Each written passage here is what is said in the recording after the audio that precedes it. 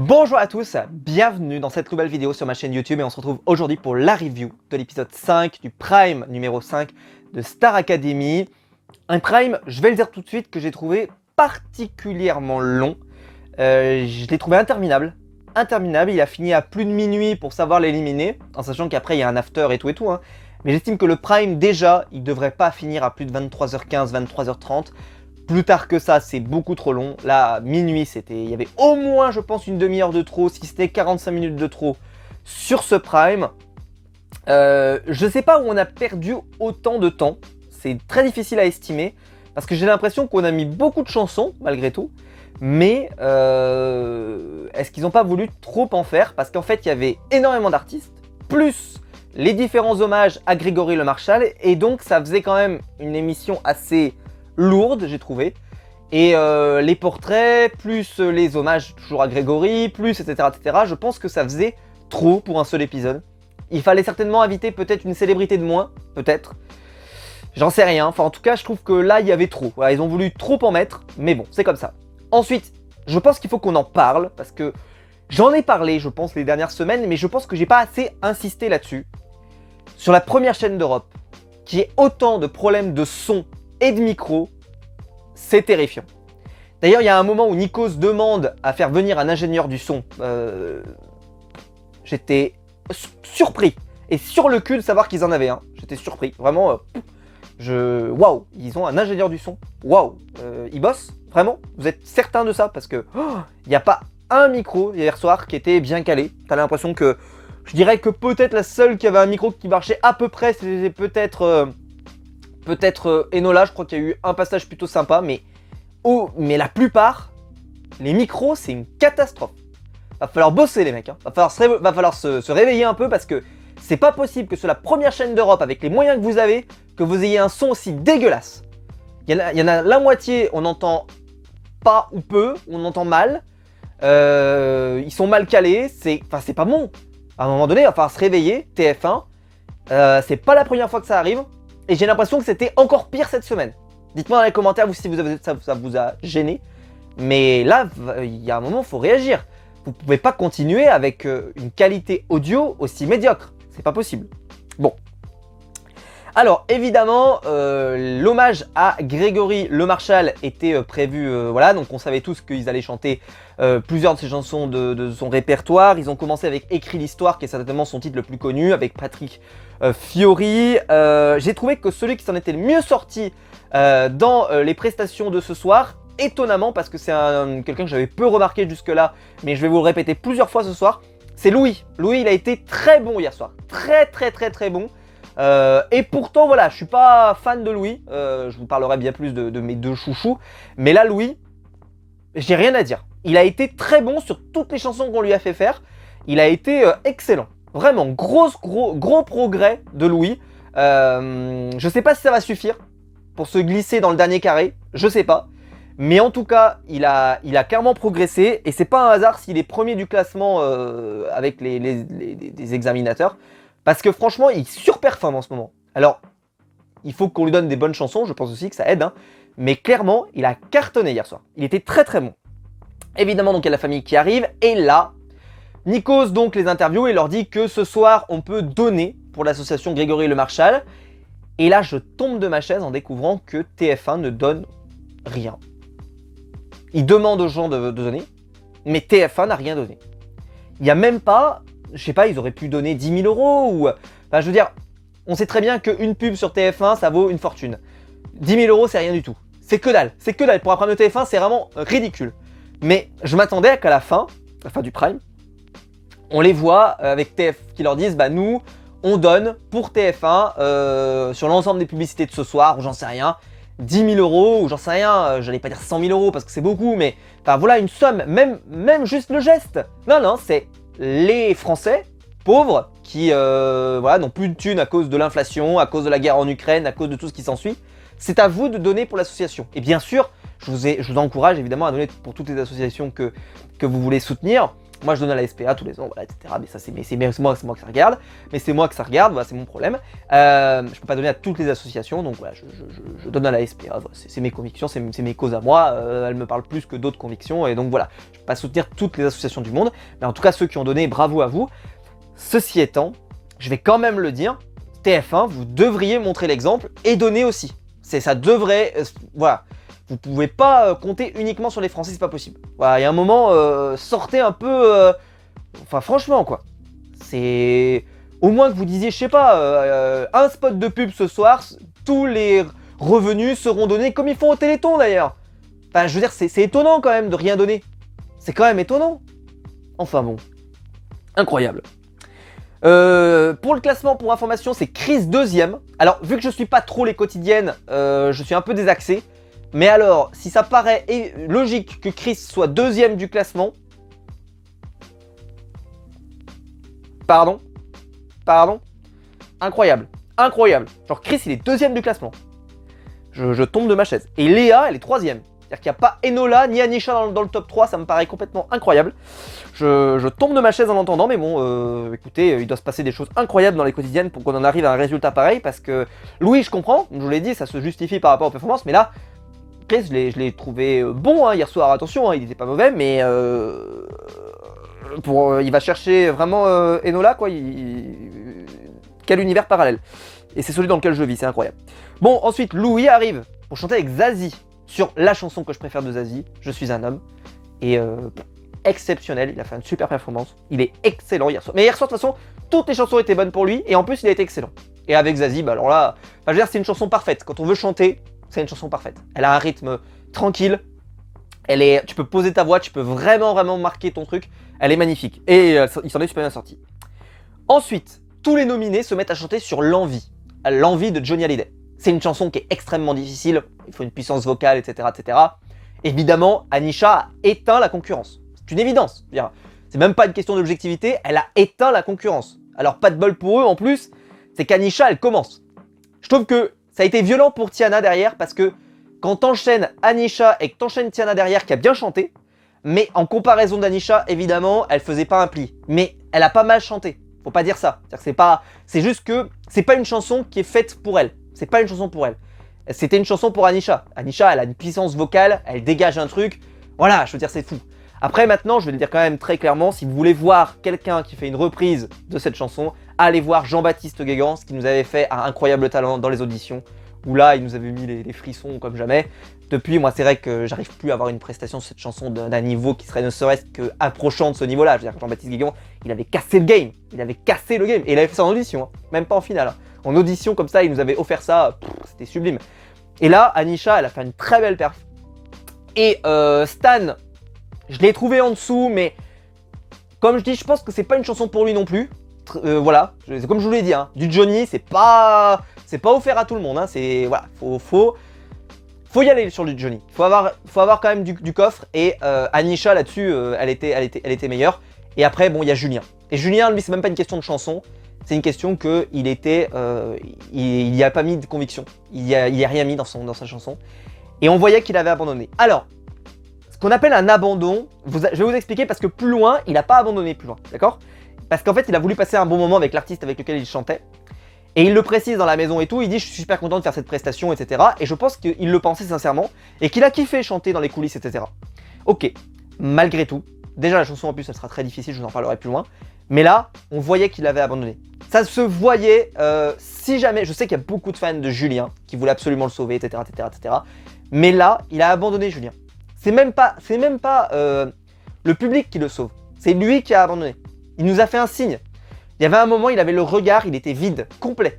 Où ça se voyait que, alors oui, il y a un peu de lecture de prompteur, mais même au-delà de ça, aucune conviction. C'est une chanson à conviction, hein, cette chanson. Hein. Johnny, il y mettait toute sa vie.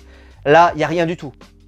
Et ça se voit qu'il a indiqué, je pense qu'il a indiqué au public de façon très claire, si vous devez sauver quelqu'un, ce n'est pas moi. Et on sait très bien que celle qu'il aurait aimé sauver, c'était Anisha. On sait tous. Ils étaient très proches, etc. Donc il n'y a pas de doute là-dessus. Je pense qu'il s'est dit lui-même que ce serait pas juste que le public le sauve lui, plutôt qu'Anisha.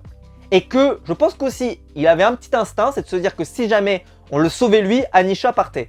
Et ça aurait été probablement pas juste non plus. Et donc, il a abandonné littéralement parce que, clairement, il était en dessous de en dessous de en dessous. C'est celui qui a le moins bien chanté des 4. Mais toute la soirée, il est en dessous. Et même sur sa chanson, il va être en dessous. Même si, sur sa chanson, comme je vous l'ai expliqué, il va faire mieux. Mais on en reparlera. Tania, je répète, hein, parce que je sais que beaucoup de gens vont mal prendre ce que je dis, parce que Tania, elle a fait un bon prime. Attention. C'est juste que là, tu la mets après Anisha, c'est dur. C'est très très dur. C'est très très dur. C'est comme ça, mais je pense que d'ailleurs, on aurait fait Anisha, Julien, Stan, et puis on aurait terminé par Anisha. Je pense que ça nous aurait fait un effet différent. Voilà. Parce que Tania, elle aurait eu du temps pour pouvoir marquer qu'elle est vraiment douée. Derrière Julien, on aurait eu une baisse, donc ça aurait encore plus sublimé la prestation de Tania. Voire même, tu commences par Julien et t'enchaînes avec Tania, là ça aurait été absolument incroyable. Ensuite, hop, rupture avec Stan. Et on terminait avec Anisha au sommet du monde. Ça aurait pu. Là, clairement, ça n'a pas été un cadeau de la faire passer après. Ensuite, Kenji va venir chanter avec Enola. C'est Les beaux yeux de la Mama. Magnifique, c'est une chanson sublime. Et c'est une chanson magnifique pour les voix. Et Enola, bah, là-dessus... allez, c'est bon, c'était terrible, c'était terrible. Par contre, super court, parce qu'en fait, ils ont fait chanter tous les tubes de Kenji, mais t'avais 30 secondes par chanson, quoi. Et donc, bah, ils ont arrêté, alors que moi, je me régalais. Je me disais, c'est trop bien. Mais bon, il fallait bien donner un petit peu de temps pour tout le monde. Ensuite, c'est Thiago pour Léa. Elle s'en est bien sortie, mais c'était pas incroyable. Et puis, passer après Enola, c'est toujours difficile. Andalous, c'était pour Chris. Bon, là, franchement, honnêtement, il n'y avait rien à retirer, mais c'est ce que je vais dire tout le long de la soirée, retenez bien. C'est que je trouve que c'était particulièrement dans son style à Chris. Et il a passé, je trouve, toute la soirée à chanter des chansons qui sont particulièrement dans son style. Et donc ça lui allait bien. Alors je dis pas qu'il chantait extraordinairement bien, mais ça lui allait bien. Et bah là, le voir sur Andalous, ça lui allait extrêmement bien. Et ensuite, évidemment, quelque chanson que je connaissais pas de Kenji, où tous les élèves se sont rassemblés pour la chanter, c'était très bien. Voilà, c'est très bien. Ensuite, Daju, qui est venu chanter la chanson Reine avec Tiana. Et c'est là où je vais vous dire que je suis pas de mauvaise foi, parce que vous savez très bien que j'estime que Anisha est au-dessus de la mêlée. Mais Tiana, excusez-moi, a fait un très bon prime. Parce qu'elle a super bien chanté avec Daju. C'était très bon, très bon. Alors par contre, elle a le numéro 4 et elle passe en premier. Je trouvais ça un peu étonnant. Comment c'est organisé, on sait très bien que les gens ont moins le temps pour de vote si tu passes en premier ou en dernier.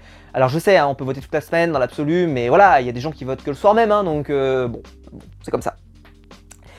Ensuite, M. Pokora qui va chanter avec Chris. Et là, les chansons d'M. Pokora, bah, c'est pas les chansons, je trouve, vocalement, où tu peux t'illustrer. Je trouve que on n'est pas autant qu'avec Naps, faut pas déconner. Mais tu vois, c'est pas des chansons vocalement, je trouve que voilà, c'est pas forcément où tu peux t'illustrer. Mais, encore une fois, c'était bien dans son style à Chris. C'était bien dans son style. Et les deux, ça matchait super bien. C'était pas extraordinaire, mais c'était bien. Et Chris, là-dessus, pas de problème. Bien dans son style. Enola ensuite chante À cœur perdu. Bon bah là, avec un tableau incroyable, avec une sorte de, je sais pas moi, d'aigle derrière, avec une colombe, je sais pas si ça va être une colombe plutôt, avec les ailes blanches comme ça là, la mise en scène, le tableau. Allez, c'est bon. Allez, elle a plié. Au revoir. Allez, rentrez chez vous. Qu'est-ce que vous voulez faire? C'était grotesque. C'était peut-être la prestation que j'ai le plus aimée de la saison. Elle nous a cloués au fond de notre siège. Je veux dire, elle a chanté extrêmement bien. Alors oui, bien sûr, il y avait quelques petits trucs où on pouvait discuter, mais à ce niveau-là, c'est discuter sur du caviar. Donc après, à partir de cela, c'était sublime. C'était sublime. Et puis la puissance, elle avait tout, machin. Et en plus, elle avait les micros qui n'étaient pas toujours, qui n'ont pas aidé. Et ben même avec ça, ça n'a pas suffi. Ça suffit pas. Ensuite, Patrick Fiori se met à chanter avec Anisha la chanson J'y vais. Pareil, c'est le chaos aussi, c'est le chaos technique. Elle était terrible cette chanson, mais je trouve que c'était dur de passer après Enola. Vous voyez comme quoi, hein. C'était dur de passer après cette prestation d'Enola qui clairement mettait tout le monde dans sa poche avec ce tableau incroyable. Et donc Anisha, c'était bien, mais en comparaison d'Enola ce soir-là, c'était plus dur. C'était plus dur. Clairement, l'enchaînement lui a était pas à son avantage, en tout cas de mon point de vue. Ensuite, Amel Bent est venu arriver chanter Où je vais avec Enola et Léa. C'était solide, hein, c'était solide, les deux s'en sont bien sortis, très clairement c'était cool. Ensuite, Louis est venu chanter du Céline Dion. Et là, je vais vous répéter ce que je vous ai dit tout le long de la soirée, c'est que Louis, paf, sur du Céline Dion, c'était très bien. Alors évidemment, du Céline Dion, c'est super bien pour les voix, c'est une chanson qui te met en valeur. Et bah là-dessus, il l'a pas raté, il s'est pas raté du tout. Louis, clairement, gros progrès, c'est énorme, énorme. Je sais pas si s'il avait été au tout début de la saison, je pense qu'il la chantait pas celle-là. Hein. Il n'était pas capable. Et là, il a pris une confiance, ça se voit, il s'est révélé et là, il était en lévitation, quoi. Vraiment bravo, pas autant que Enola, évidemment, deux prestations avant, parce qu'elle, elle était au-dessus du monde, mais vraiment, il était incroyable. Et vraiment, Louis, il a passé une soirée masterclass, bravo à lui. Julien, ensuite, il arrive pour chanter avec Taïk, chanson très difficile, très difficile. Mais Julien, il semblait motivé, parce que je pense qu'il était content de chanter avec Taïk. Mais, par contre, c'était très dur, très dur, et vocalement, je trouve que, voilà, il a passé un bon moment, c'est ce qui compte, mais ça se voit que c'était dur quand même, voilà, c'était pas évident. Ensuite, vous avez un best-of de Grégory Le Marchal, vous en avez eu plusieurs dans le long de la soirée évidemment. Et ensuite, vous avez un medley de plusieurs chansons qui ont été lancées, Wanna Have Fun, Wake Me Up, et puis la chanson de Friends. Bon, pareil, là je trouve que franchement ça ralentissait vachement le rythme, je pense que cette chanson-là, ils auraient dû l'enlever. Parce qu'en plus, est-ce que vraiment, vocalement, c'était hyper intéressant cette chanson? Je trouve que pas tellement, moi de mon côté. Donc voilà, là par exemple, je pense qu'on aurait pu gagner du temps. Ensuite, Stan qui arrive avec S'attraper dans les bras, qui est une chanson, et j'ai trouvé qu'elle était très mauvaise pour lui, très mauvaise. Ça veut pas dire pour autant qu'il a été mauvais, hein. C'est que la chanson était mauvaise pour lui, pas trop son style, et il s'en sort pas bien. Ouais, il s'en sort pas bien, il chante pas mal, mais il s'en sort pas très bien, et ça sert, je me suis dit, il fera pas la différence ce soir, c'est pas possible. Donc pour lui, je me doutais bien qu'il allait partir, en tout cas qu'il allait pas avoir le vote du public. Après, les candidats, on sait pas, hein, on peut toujours être surpris, mais bon. Ensuite, Léa qui va chanter Hot Stuff, et elle a été incroyable, formidable, belle prestation, elle a éteint la concurrence je trouve sur ce moment-là, elle était vraiment divinement divine, voilà, je peux le dire comme ça, très réussie, très solide, évidemment bon, la prestation d'Enola ce soir-là était inatteignable, donc évidemment qu'elle pouvait pas s'en approcher, mais très bonne performance là-dessus, il n'y a pas de souci. Ensuite Grégory de temps en temps, bon bah voilà, l'arrivée de Karima Charnine, hein, c'était cool, un bon moment, mais pareil, est-ce que vraiment c'était nécessaire? Je sais pas, en tout cas c'était cool de la voir chanter évidemment. Elle chante Je me relève sur ton regard par exemple, c'était très cool de l'avoir chanté ça, mais je me relève sur ton regard, en plus elle est superbe cette chanson, mais voilà, c'est pas possible quoi, à un moment donné, c'était très long, je pense que voilà, il fallait enlever... Après je comprends, hein, le Prime il était un peu hommage, un peu machin, mais il y en avait trop quoi, il y en avait trop. Je pense qu'il fallait enlever ouais, au moins le passage Wanna Have Fun, Wake Me Up, Friends, ça au moins il fallait le virer, ça c'est une évidence. Ça aurait quand même été chiant de se passer de Louis sur Céline Dion quand même, hein. Ça aurait été con, donc on va peut-être, ça faut le garder quand même, parce qu'en plus il était premier du classement, donc en plus faut le garder. J'aurais franchement pareil, Louis sur Zazie quoi, tu l'enlèves pas, quand tu touches pas c'est pas possible, ça veut dire que c'était une des meilleures prestations de la soirée. On touche pas non plus, ouais peut-être qu'M Pokora par exemple, peut-être était pas forcément nécessaire ce soir là par exemple, mais bon il fallait bien que Chris chante un peu, donc évidemment là je suis un petit peu j'ai un biais cognitif un peu orienté. Résultat du public, alors là j'ai trouvé que ça a été cadré à la pisse, incroyable. Vous avez le plan large, les candidats, alors Nikos d'ailleurs hein, il gère pas du tout le suspense, hein. Vraiment lui il prend l'enveloppe, il donne le résultat, vraiment il tire pas beaucoup de suspense. Et il annonce donc que c'est Anisha qui est victorieuse. Alors la caméra fait un zoom et on ne voit plus qu'Anisha. Ensuite, plan de coupe, on voit les autres élèves, ceux qui ne sont pas nominés. Il y en a deux qui échangent, c'est Enola et Louis. Et on voit sur les lèvres qu'ils se disent très rapidement qu'est-ce qu'on fait ou pour qui on vote. Voilà, ils se mettent d'accord. Ils se mettent d'accord. Je pense qu'en fait ils ont été surpris parce que pour eux, je pense, vu ce qu'on voit dans la maison, je pense qu'ils auraient voté Anisha, je pense. En tout cas, je suppose, j'en sais rien, même si je dédoute, j'en reparlerai après. Mais en tout cas, peut-être qu'ils avaient un projet en se disant ce sera Julien qui va être sauvé par le public et après, nous, on devra trancher. Et là, bah, vu qu'Anisha est sauvée par le public, je pense que c'est pour ça qu'ils se regardent un peu en gros, il faut qu'on change de fusil d'épaule. Bon, c'est comme ça. Mais on voit pas la réaction de Julien, on la voit à peine. Et alors, je vous laisserai la regarder si jamais vous avez le replay, etc. N'hésitez pas à aller la voir. Il coupe, hein. Mais alors on voit Julien, avant la révélation, il hoche la tête comme ça.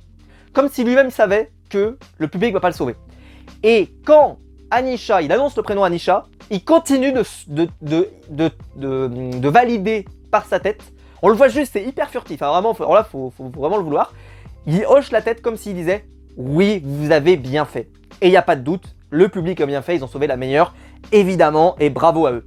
Et pourquoi je dis que c'est hyper important d'avoir sauvé Anisha, bien plus que d'avoir sauvé Julien, même si c'est terrible parce que Julien n'est pas sauvé par les autres, évidemment. C'est que Anisha, si les candidats sont malins, vu que c'est la meilleure de la saison, bah, très clairement, stratégiquement, tu la sors. Hein. C'est-à-dire que là, tu as l'opportunité de sortir la meilleure de la saison. Et tu peux sortir, et en plus, tu peux très bien... Mettons si, par exemple, ça avait été Julien qui avait été sauvé. Ok. Ils peuvent très bien voter pour Tiana comme ils ont fait là, parce que bah, c'est celle avec laquelle ils ont plus d'affinité, voilà. Et ils gardent Tiana. Et donc, on élimine ce soir Stan et Anisha.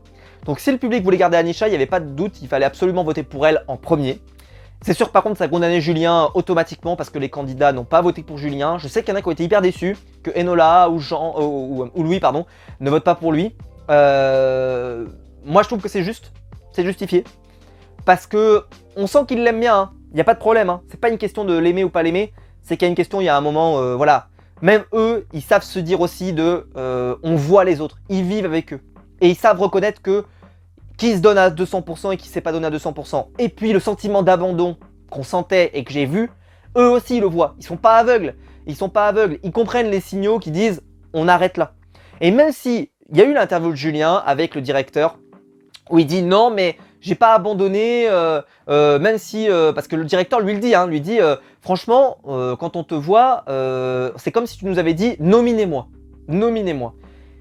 Je dis pas que c'est ce qui se ressent, mais franchement, c'est vrai que c'était pas terrible. Et là, je trouve que ce soir, je pense qu'il s'attendait pas à qu'Anisha soit nominée, peut-être aussi, hein, mais qu'en l'ayant appris, je pense que ça l'a convaincu de se dire il faut pas que le public vote pour moi, et c'était assez évident. C'est pour ça qu'il s'est pas donné à 200%, que sa musique était pas extraordinaire, que bref, il n'y a pas eu de performance remarquable. Et donc Julien se sacrifie plus ou moins, le public a eu raison de le sacrifier selon moi, et les autres candidats ont eu raison de ne pas le sauver. Ils ont eu raison. Ça sert à rien de leur taper dessus, il y a un moment, il y a aussi le fait que, voilà, ils peuvent reconnaître que, je veux dire, c'est un moment, je savais que je suis enseignant, et la justice c'est hyper important. Quand il y a une sanction par exemple, etc., il faut que la sanction soit juste, sinon les élèves ne peuvent pas l'accepter. Et ben là c'est ça, c'est un peu ça, c'est une sanction mais qui est juste. C'est-à-dire que Julien, on le voit, il n'est pas déçu, il n'est pas déçu quand on n'entend pas son nom. Au contraire, quand tu le vois, on le voyait un peu en plan de coupe comme ça, quand les autres candidats donnaient pas son nom, ça se voyait qu'il était, ouais, il n'y a pas de problème. Parce que il avait compris. Il a compris. Voilà, il a compris, cette fois-ci, il n'y en a plus assez pour le sauver. Il n'y en a plus assez. Et le sauver ce soir, ça aurait été mauvais signe, je pense. Ça aurait été très mauvais signe. Par contre, on a vu quelques images après, où on a vu que les candidats ont été surpris qu'Anisha soit sauvée. Parce que je pense qu'ils attendaient que Julien soit sauvé, évidemment. Parce qu'en plus, ils ont fait une sortie pour aller voir un film, etc. etc. et il y a eu une grosse cote de popularité pour Julien. Et donc, je pense que de leur point de vue et de leur regard, Julien, c'est le candidat le plus populaire et qu'elle allait être sauvée automatiquement. Et ils ne s'attendaient pas à qu'Anisha soit sauvée. Parce que Anisha, ils savent pas ce qu'il y a dans les quotidiennes, ils savent pas qu'est-ce qu'on voit, etc., etc. Et donc, c'est compliqué d'estimer si on est populaire ou pas. Certains, par exemple, ne savent pas s'ils sont populaires. Je pense à Enola notamment.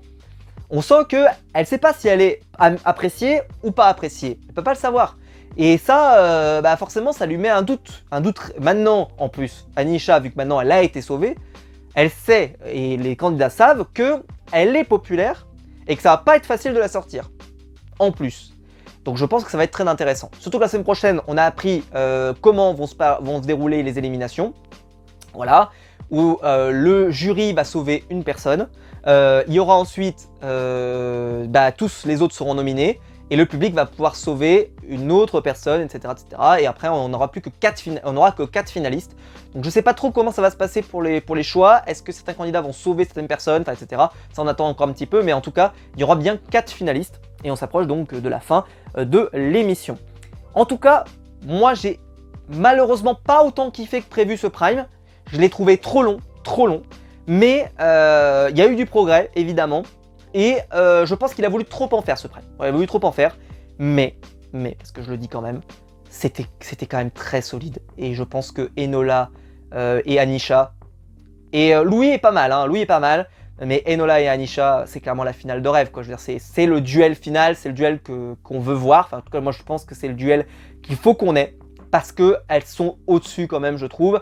Même si, forcément, les autres progressent. Je trouve que celui qui est décroché, alors pourtant il est deuxième, hein, mais c'est Chris, je trouve qu'il est en dessous. Moi personnellement, c'est mes goûts, je trouve qu'il est en dessous.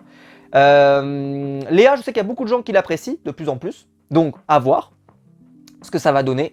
Mais peut-être que la finale que je trouverais la plus intéressante avec 4 candidats, ça serait Enola, Anisha, Louis et ouais, Anisha, pardon, Enola, Louis et Léa. Voilà, je pense que ça serait par rapport à ce qu'on voit, par rapport au potentiel de chacun, je pense que ça serait une très très belle finale. Et voilà, c'est la finale que j'aimerais voir en tout cas, donc on verra si j'ai raison ou pas. Mais en tout cas, c'est la finale que je souhaiterais voir, selon moi. En tout cas, dites-moi dans les commentaires vous ce que vous en avez pensé. Dites-moi si vous aussi vous avez vu ces problèmes de son, etc. etc. Et puis qu'est-ce que vous avez pensé des différentes prestations hier soir. Si la vidéo vous a plu, vous pouvez la liker, vous pouvez vous abonner, vous pouvez la partager sur les réseaux sociaux. Il y a le bouton rejoindre juste en dessous pour donner mon soutien et je vous en remercie. Et quant à nous, on se retrouve très vite pour des nouvelles vidéos sur ma chaîne YouTube. Ciao!